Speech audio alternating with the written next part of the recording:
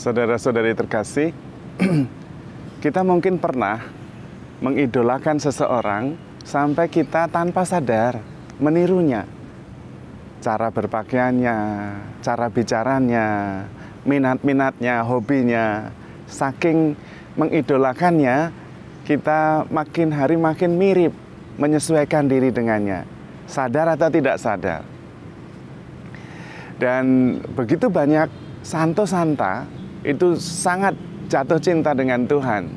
Sampai-sampai segala-galanya diarahkan kepada Tuhan.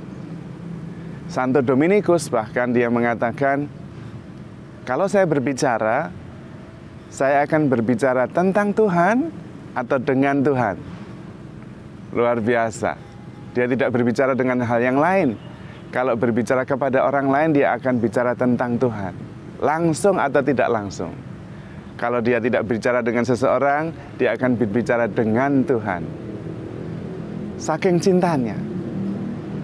Dan seharusnya kita seperti itu dengan Tuhan Yesus. Santo Eugenius sendiri kalau dia berdoa, doanya itu ada syukur, ada pujian, ada penyembahan, ada penyesalan.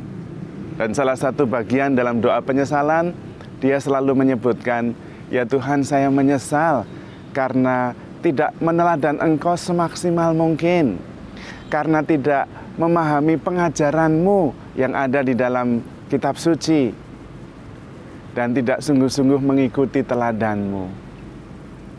Karena sebetulnya di dalam diri Yesus, segala yang kita perlukan ada.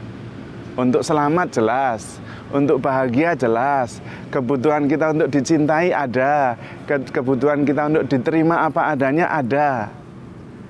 Dan itu cukup, seluruh persoalan kita ada di dalam diri Yesus. Intinya adalah ketika kita sungguh-sungguh jatuh cinta, sampai-sampai mengidolakan, maka kita lama-lama akan mirip dengan yang kita idolakan. Sayang, meskipun kita pengikut Kristus, kadang atau sering tidak mengidolakan Yesus, Sang Guru dan Tuhan kita itu. Berbeda dengan para rasul, berbeda dengan para kudus. Mereka sungguh-sungguh mengidolakannya. Dan seolah-olah hanya Yesus yang penting bagi mereka. Bukan bahwa kemudian yang lain tidak penting. Tidak, yang lain juga penting. Tapi segala-galanya diarahkan akhirnya ke sana. Saya bisa membayangkan para suci itu karena saking cintanya, segala-galanya mungkin ya seperti Santo Dominikus, mungkin dia sedang berbicara tentang binatang piaraan, tentang anjing misalnya, seekor anjing, tiba-tiba saja dia kemudian berbicara dengan Tuhan. Anjing itu setia sekali ya, dan yang ada di pikiran anjing itu hanya tuannya. Seperti Yesus kepada Bapa, setiap hari dia selalu berdoa kepada Bapanya, dan dia setia sekali kepada Bapanya, setia melaksanakan kehendak Bapa. Dari sikap anjing yang setia saja bisa langsung tentang Tuhan. Mungkin seperti itu gambarannya. Saya sendiri kadang-kadang sangat terkesan dengan penyanyi Nela Karisma, penyanyi dangdut koplo dari Jawa Timur itu. Bukan penyanyinya, bukan goyangnya, tetapi bahkan ketika dia menyanyi lagu sedih, dia tetap bergoyang dengan lembut dan bagus. Dan itu bagi saya langsung saya hubungkan dengan hidup saya dan Tuhan. Nela Karisma ini seperti kontradiktif, seperti ajaran Tuhan. Lagi sedih kok ya joget gitu loh. Dan saya berpikir tentang Tuhan Yesus. Ajaran Tuhan itu kontradiktif sekali. Yang mau yang terdahulu harus jadi yang terakhir.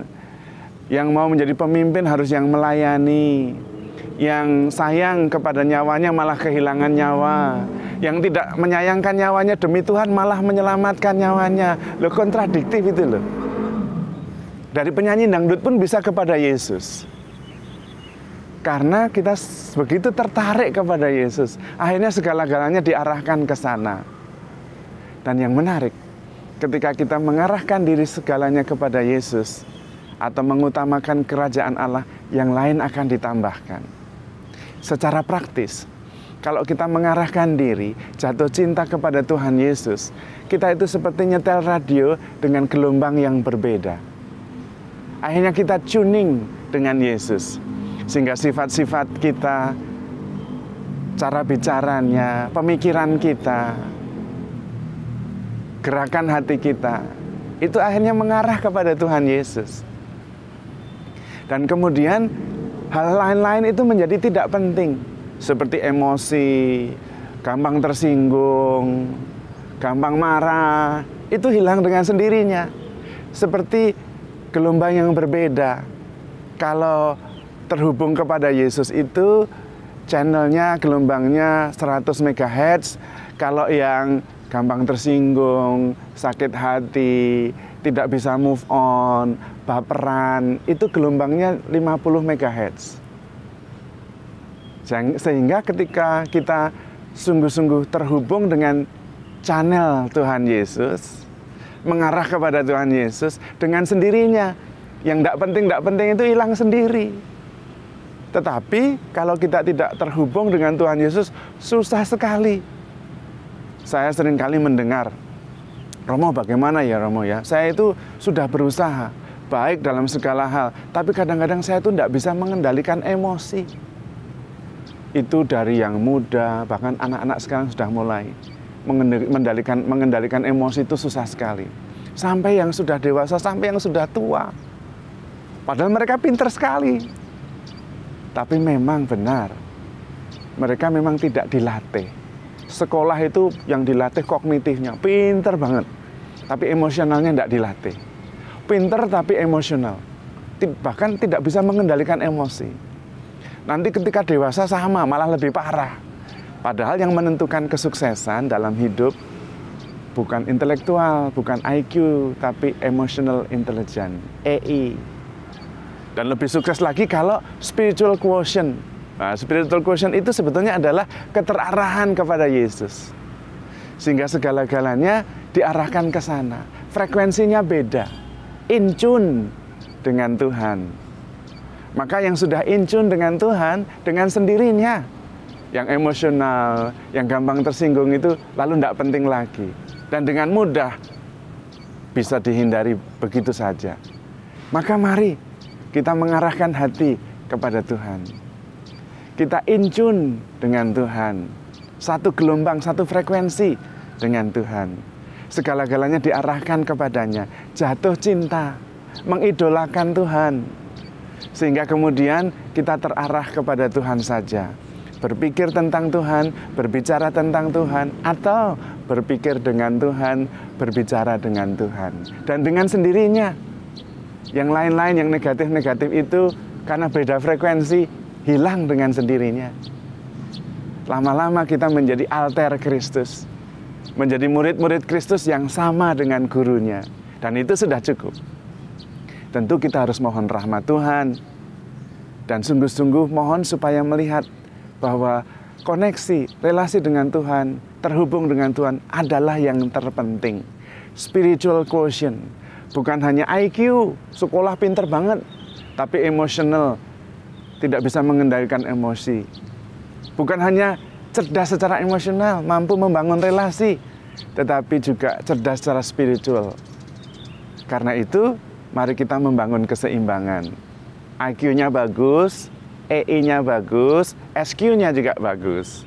Sehingga kita cerdik seperti ular dan tulus seperti merpati. Sebetulnya jalurnya gampang. Membangun relasi, makin terkoneksi dengan Tuhan, mengarahkan segala-galanya kepada Tuhan. Cari dulu kerajaan Allah, maka segalanya akan diberikan kepada kita.